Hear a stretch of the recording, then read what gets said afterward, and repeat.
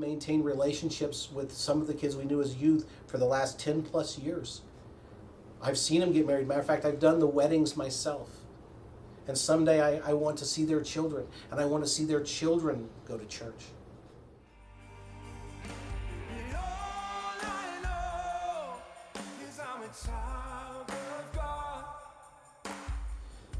When I first decided to go back into youth ministry, when we figured out we couldn't get Jason Nelson here, the first thing I did was I got to take this seriously. I actually invested in Christian college. It's like I got to know what I'm talking about, first off. And I have to take my spiritual life seriously.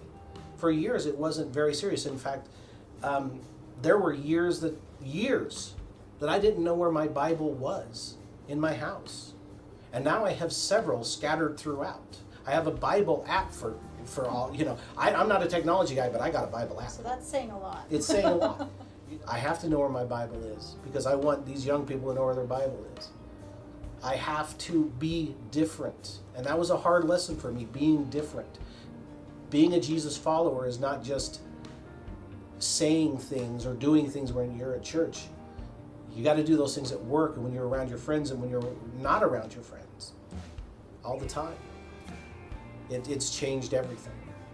I was just going to say, I think that it's allowed me to trust more just because I know going through this, following God's call to do youth, I think even through the hard times, it's allowed me to really rely on Jesus, trust Him more through those times. That it's like, this is where He wants us, and He would get us through, and then also allow us and give us the knowledge to be able to give that advice to the kids and be able to be there and be the mentors that they need as well. So I think trust for me has grown a lot through this whole process.